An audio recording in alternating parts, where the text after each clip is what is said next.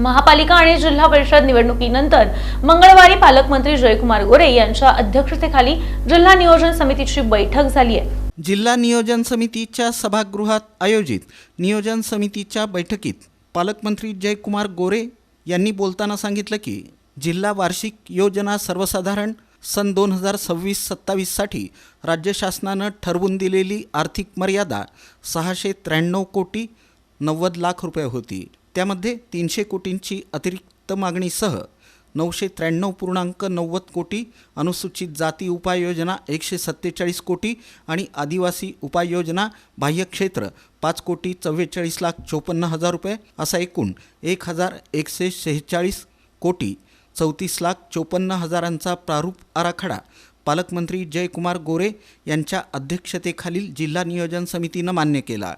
तसंच जिल्हा वार्षिक योजना सन 2025-26चा मंजूर निधी सर्व शासकीय यंत्रणांनी 31 मार्च 2026 पूर्वी खर्च करावा आणि हा निधी व्यतगत होणार नाही याची दक्षता घ्यावी असे निर्देश पालकमंत्री जयकुमार गोरे यांनी दिले।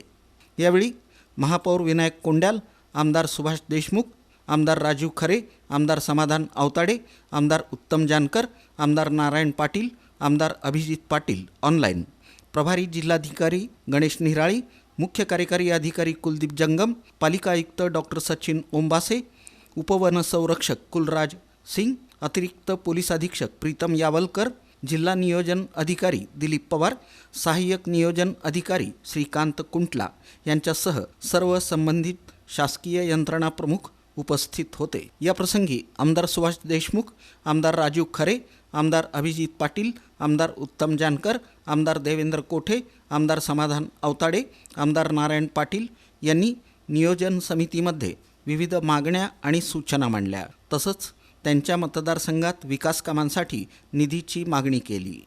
प्रारंभी जिल्हा नियोजन समिती सभागृहात राज्याचे उपमुख्यमंत्री अजित पवार यांच्या अपघाती निधनामुळे सर्वांनी 2 मिनिटं मौन पाळून त्यांना श्रद्धांजली वाहिली। प्रारंभी जिल्हा नियोजन अधिकारी दिलीप पवार यांनी जिल्हा नियोजन बैठकीतील विषयांचं वाचन केलं। आभार सहाय्यक नियोजन अधिकारी प्रीतम कुंटला यांनी मानले। नक्की पॉझिटिव्ह आम्ही पाहतो त्याकडे। छत्रपती संभाजी महाराजांच्या नावानं असलेला तो तलाव आहे, त्याचं सुशोभीकरण, त्या ठिकाणी लोकांना ज्या काही सवलती देता येतील आणि त्या ठिकाणी पर्यटनाच्या दृष्टिकोनातून, खास करून शहरातल्या पर्यटकांच्या दृष्टिकोनातून जे काही तिथं सुविधा देणं आवश्यक आहे ते आम्ही देऊ। त्याच अनुषंगानं सिव्हिल हॉस्पिटलमधल्या रस्त्याचा विषय मांडलेला आहे, तो गंभीर आहे। मी तातडीनं त्या संदर्भात माहिती घेऊन त्याला आपण रस्त्याला निधी उपलब्ध करून देऊ आत्ताच। त्यासाठी पुढच्या वर्षाची आवश्यकता भासणार नाही। त्यापैकी DPची व्यवस्था झालेली आहे। जे पावसानं वाहून गेले होते त्या DPचे कामं चालू आहेत। बहुतांश कामं झालीत, काही ठिकाणी कामं झाल्यानंतर सुद्धा अजून DP चालू झाले नाहीत, काही ठिकाणी पोलची कामं राहिलेली आहेत।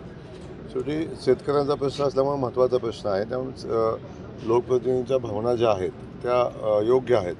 तातडीने सूचना दिलेल्या आहेत आणि आता आपण जे DP बसवायचे राहिले ते तातडीनं बसवू आणि जे बसवलेत पण चालू करायचे ते तातडीनं करून शेतकऱ्यांना लवकरात लवकर कशा पद्धतीने न्याय देता येईल असा प्रयत्न करू। आणि कुठल्याही किमतीवर शेतकरी बांधवांना त्रास झाला नाही पाहिजे। शेतीमालाच्या वाहतूक करणाऱ्या त्या टेम्पो किंवा जी वाहनं असतील त्यांना त्रास नाही झाला पाहिजे असं सूचना दिलेल्या आहेत। आता अशा त्या अनुषंगाने आता जर पुढं काय झालं तर 100% RTOपासून सगळ्यांच्यावर कारवाई करण्याच्या सूचना या निमित्तानं आपण पुढं देऊ।